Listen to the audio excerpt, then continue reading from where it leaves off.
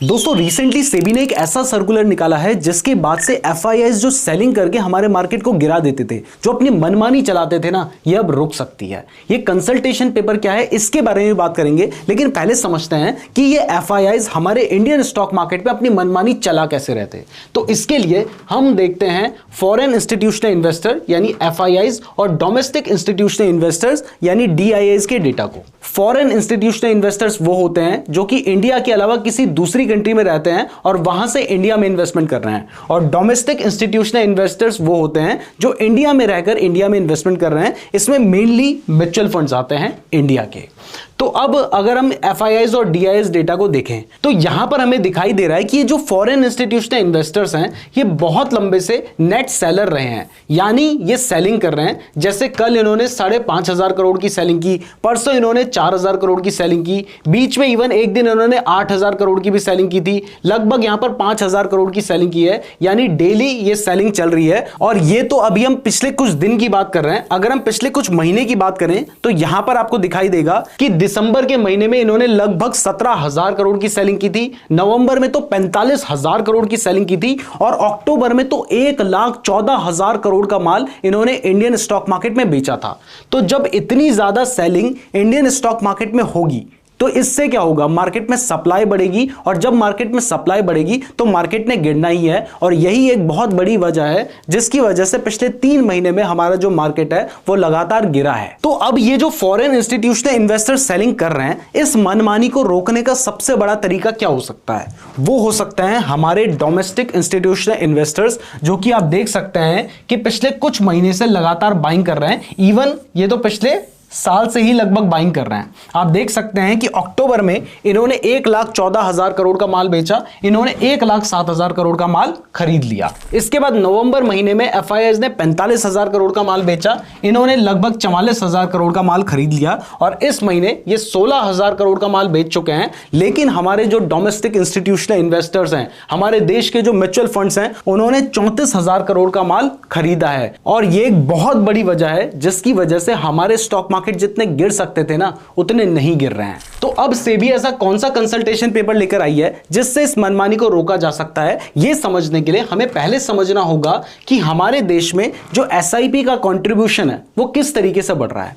यह समझना इसलिए जरूरी है क्योंकि देखिए, ये जो डोमेस्टिक इंस्टीट्यूशनल इन्वेस्टर्स हैं ये स्ट्रांग कब होंगे? ये स्ट्रांग तब होंगे जब हमारे देश के ज्यादा से ज्यादा लोग म्यूचुअल फंड में इन्वेस्ट करेंगे, क्योंकि ये जो डोमेस्टिक इंस्टीट्यूशनल इन्वेस्टर्स हैं इसमें ज्यादातर म्यूचुअल फंड्स ही आते हैं। तो अगर आप अपना पैसा किसी म्यूचुअल फंड में इन्वेस्ट करते हैं, चाहे आप लमसम इन्वेस्टमेंट करें या फिर एसआईपी के थ्रू इन्वेस्ट करें, तो ये पैसा इन म्यूचुअल फंड कंपनीज के पास जाता है, और ये जो म्यूचुअल फंड कंपनीज हैं ये उस पैसे को आगे हमारे स्टॉक मार्केट में लगाती हैं। और ये जो बाइंग आपको दिखाई दे रही है ये वही डोमेस्टिक इंस्टीट्यूशनल इन्वेस्टर्स हैं जिनको हमने एसआईपी करके पैसा दिया है या फिर लमसम करके पैसा दिया है, और ये पैसा ये आगे स्टॉक मार्केट में लगा रहे हैं। तो अगर हमारे देश के जो डोमेस्टिक इंस्टीट्यूशनल इन्वेस्टर्स हैं वो इतने स्ट्रांग होते हैं कि इन फॉरेन इंस्टीट्यूशनल इन्वेस्टर्स को हरा सकें, तब चाहे वो मार्केट गिराने की कोशिश करें लेकिन वो मार्केट नहीं गिरा पाएंगे। बट सेबी ऐसा भी का कंसल्टेशन पेपर लेकर आ गई जिससे ये पॉसिबल हो सकता है। इसको समझने के लिए हमें समझना होगा कि देश में जो एसआईपी का ग्राफ है वो किस तरीके से बढ़ा है।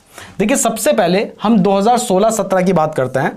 तो इस फाइनेंशियल ईयर में जो इन्वेस्टमेंट हुई थी पूरी म्यूचुअल फंड में, वो पूरे साल में थी 43,000 करोड़ की। अगले साल ये बढ़ के 67,000 करोड़ हुआ, फिर 92,000 करोड़, फिर 1 लाख करोड़। इसके बाद कोविड के टाइम पे घट के 96,000 करोड़ हो गया था। बट उसके बाद अगला साल जो आता है वहां पर सीधा ये बढ़कर 1.24 लाख करोड़ हो जाता है। उसके अगले साल 1,55,000 करोड़, उसके अगले साल 1,99,000 करोड़, और इस साल अभी तक 2,11,000 करोड़ का जो इन्वेस्टमेंट है वो एसआईपीज के थ्रू म्यूचुअल फंड में हो चुका है। इवन अगर हम दिसंबर महीने की बात करें तो यहां पर लोगों ने एसआईपी करके म्यूचुअल फंड को 26,000 करोड़ दिए हैं, उससे पहले 25,000 करोड़ दिए थे। यानी आप देख सकते हैं कि ये जो एसआईपी इन्वेस्टमेंट है ये लगातार बढ़ती जा रही है। और जाहिर सी बात है ये पैसा किसके पास जा रहा है? ये पैसा जा रहा है हमारे डोमेस्टिक इंस्टीट्यूशनल इन्वेस्टर्स के पास।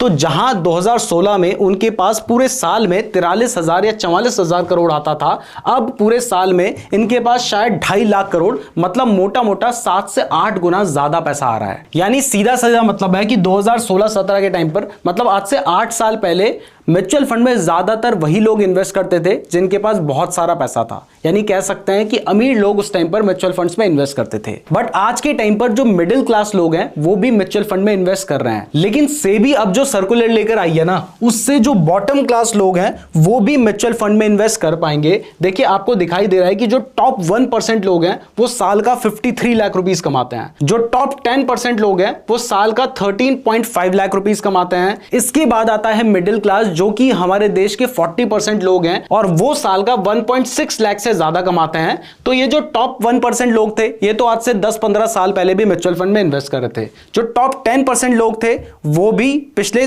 5-7 साल से म्यूचुअल फंड में इन्वेस्ट करना शुरू कर चुके हैं। और अब ये जो 40% लोग हैं इसमें से भी बहुत सारे लोग आज के टाइम पर म्यूचुअल फंड में इन्वेस्ट कर रहे हैं, एसआईपी कर रहे हैं। तो अब सेबी चाहती है कि ये जो बॉटम 50% के लोग हैं ना, ये भी म्यूचुअल फंड में इन्वेस्ट करें, क्योंकि ये जो बॉटम 50% लोग हैं इनके पास भी 15% टोटल पैसा है। भले ही ये साल के लगभग 71 से 72 हजार रुपए ही कमाते हैं, लेकिन ये भी चाहें तो थोड़ा बहुत पैसा एसआईपी करके म्यूचुअल फंड में इन्वेस्ट कर सकते हैं। तो क्योंकि देश की लगभग 50% जो पॉपुलेशन है वो इस क्लास के अंडर आती है, तो अगर ये भी थोड़ा बहुत पैसा एसआईपी करके म्यूचुअल फंड में डालने लगेंगे तो इससे जो डोमेस्टिक इंस्टीट्यूशन होंगे, म्यूचुअल फंड होंगे, उनके पास बहुत ज्यादा पैसा आएगा और वो जो पैसा होगा वो अल्टीमेटली हमारे स्टॉक मार्केट में आएगा। और जब हमारे जो डोमेस्टिक इंस्टीट्यूशन इन्वेस्टर्स हैं वो फॉरेन इंस्टीट्यूशनल इन्वेस्टर से ज्यादा बाइंग करने लगेंगे, तो इस केस में जो एफआईआईज की पावर होगी वो कम होगी। कहने का मतलब ये नहीं है कि वो सेलिंग करेंगे तो इससे फर्क नहीं पड़ेगा, लेकिन उनकी जो पावर होगी वो धीरे धीरे कम होने लगेगी। तो अब जानते हैं कि सेबी वो क्या सर्कुलर लेकर आई है जिससे ये बॉटम 50% लोग भी एसआईपी करके म्यूचुअल फंड में इन्वेस्ट कर पाएंगे। तो ये जो सर्कुलर है, इस सर्कुलर के अकॉर्डिंग सेबी ऐसे म्यूचुअल फंड्स को प्रपोज कर रही है जिससे 250 रुपए महीने की भी एसआईपी की जा सकती है।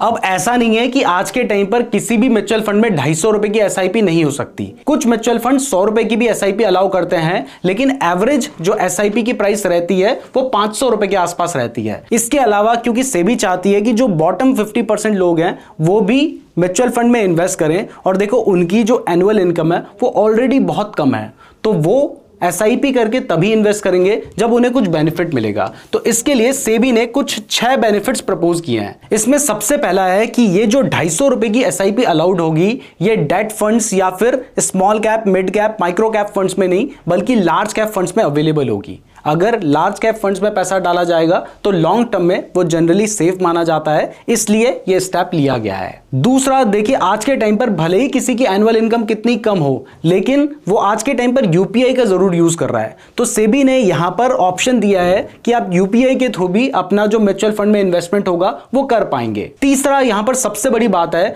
कि बहुत सारे ऐसे लोग होते हैं जिनकी इनकम ज्यादा नहीं है, जैसे गांव के कुछ किसान होते हैं, वो एसआईपी या म्यूचुअल फंड में इन्वेस्ट तो करना चाहते हैं लेकिन उनके पास पैन कार्ड नहीं है, शायद वो इस झंझट में पढ़ना भी नहीं चाहते। तो यहां पर अगर कोई चाहे तो वो एनुअली 50,000 रुपए की जो इन्वेस्टमेंट है वो म्यूचुअल फंड में कर सकता है एसआईपी के थ्रू, वो भी बिना पैन के। यानी यहां पर पैन एग्जेम्प्टेड केवाईसी रजिस्ट्रेशन भी अवेलेबल होगा। नेक्स्ट, अगर कोई स्मॉल टिकट एसआईपी कर रहा है तो यहां पर उसके ऊपर एक 5 ईयर का कमिटमेंट भी होगा, यानी उसको लगभग 5 साल तक के लिए एसआईपी करनी पड़ेगी। बट सेबी ने प्रपोज किया है कि उसको ऐसा ऑप्शन भी दिया जाना चाहिए जिससे वो अपनी एसआईपी को बीच में भी स्टॉप कर सके। इसके अलावा ये जो स्मॉल टिकट एसआईपी है 250 रुपए की, ये पर पर्सन 3 म्यूचुअल फंड में कर सकता है, यानी वो चाहे तो 3 अलग अलग म्यूचुअल फंड में अपनी 250 रुपए की एसआईपी कर सकता है, ताकि उसका जो अमाउंट है वो डाइवर्सिफाई भी रहे। तो इस तरीके से सेबी ने अब तैयारी कर ली है कि जो बॉटम 50% लोग हैं वो भी म्यूचुअल फंड में इन्वेस्ट करें,